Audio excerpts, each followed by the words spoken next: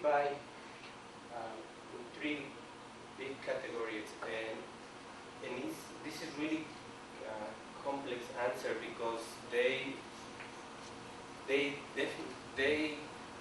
some of them say, okay, the professors need to do something specifically during class because it will help us to accomplish more things, such as, did you want to change it? Was it this one? Yeah, that one, during class. During class? Yeah. Please allow yourself to read a little bit.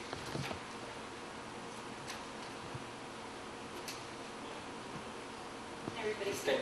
Everybody can see that?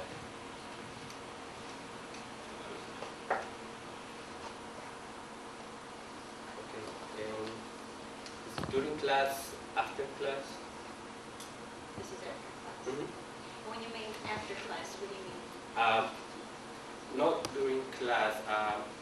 After the class is over. Using their office hours, email, and they need more support, not only the class and the structure, but Out of class. out of class. Yes. Okay.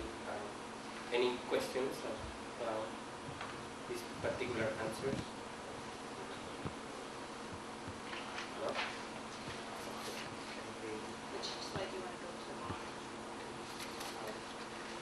Suggestions for that? Yes.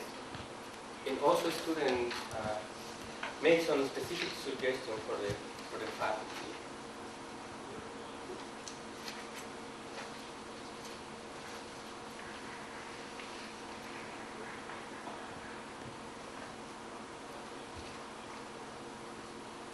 So in terms of teaching effectively, then, these were the things that the students Exactly. suggested in terms of teaching effectively. And that was one of the questions that we kept dealing with in faculty development. Right? Exactly. One of the things students did say, I don't know if they included on here, but one of the students was saying that when they have courses that are on Blackboard, a lot of times the instructors just basically reiterate what's already on Blackboard.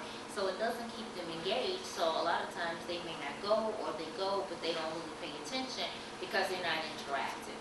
And they really need to make sure that the courses are interactive and they're just not reiterating what's already in print. Okay. And I think my part is ending over there. You want to continue? Oh, okay. Mhm. Well, in terms of conclusions, trying to put together the data from the questions that I analyzed and then the open-ended questions that Carlos analyzed for us. First of all, as I pointed out already, 3/4 of the students in the study were good students. They had B or better average. So we need to figure out, are we missing students who are struggling? And if so, how can we reach out to those students and figure out what's going on with them? Because maybe those are the ones that we really need to reach. Maybe those are the ones that are choosing not to come back and dropping out. And those are the ones that we really have to figure out how to reach them maybe a little bit better. But certainly the students that we did survey, I think, had some very helpful suggestions, so it's not like that's not helpful at all. The other thing that I thought that was really interesting, and that I know as a faculty member was interesting for me to realize, is that our Latino students are different in terms of their needs based on gender, their grade point average, meaning are they doing better or doing not so better, and by age. So for males, there are some things that maybe we need to reach out to males in a particular way because they're, first of all, lower in numbers, and they may have different experiences or different barriers than females. In terms of the lower GPA students, again, are we missing something with them?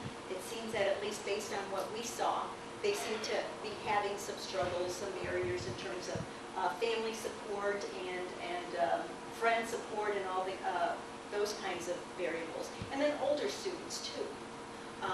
And I think you heard this morning how as our population is changing, we're going to be getting more younger students and possibly more older students. So we need to figure out how to best, that whole lumping all the students together and treating them all the same may not work because they may have different needs based on I saw was that their strong ethnic identity in the group of students that we surveyed serves as a strength and maybe a protective factor for them, and maybe a way for them to overcome or use to some of the challenges that they struggle with. In terms of, if you recall, when Susan was talking, she was talking in terms of how the literature presents barriers that Latino students have. And one way of looking at that is internal. Internal meaning, what do I as a student, what am I lacking? What am I struggling with personally? And the things that came out in terms of the questions that Carlos analyzed, English, particularly writing, you heard some of that this morning, and math proficiency. That's something that students struggle with. And also organizational skills, time management, prioritizing what's important, how to structure their schedules, those kinds of things. So those are the things that they identified that they struggled with. And then in terms of things outside of themselves, external barriers, things about the community or about the faculty or about the university, even though there was some tutoring with the Latino Center for Excellence, there seemed to be even more of a need, or at least that they felt that they could be using even more tutoring. And as has been discussed earlier, the grant that the Latino Center for Excellence was funded with is coming to an end. So now we have to find more creative ways of providing some of the services that we were providing with different types of funding. So we need, in terms of the tutoring, the help with the writing skills, they identified insufficient learning strategies. They felt they weren't prepared enough in terms of learning strategies and how to study. Need for counseling, and I would add, I meant to put in, and I neglected to put in, also advising, okay? So many times we hear about, we need Latino student advisors. We need people to be able to help us because it's not that the other advisors aren't good advisors, right, Carla? But, but that there needs to be someone who understands the particular difficulties that Latino students struggle with.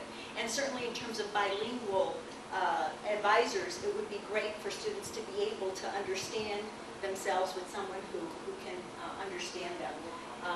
Family support. And, again, literature points out different things, but at least the students that we surveyed, some of them, did have some difficulties with family support, economic barriers. And I want to highlight that in terms of economic barriers, yes, many students struggle with economic barriers, but we heard this morning many times, and I don't know how many students we may have, but the undocumented status, those students have like very few avenues or even more economic barriers than the other students have. And in terms of faculty, really the students seem to be asking for faculty involvement and more outreach. One of the things that I know that going through the faculty development program, we went through a number of times, but I think more and more faculty need to be educated as far as this is concerned, is that faculty need to be more in Latino student faces, so to speak. In a nice way, not in a, but because Latino students tend to be more quiet, more reserved, they have trouble speaking up, they have trouble asking questions, or seeking professors out after class.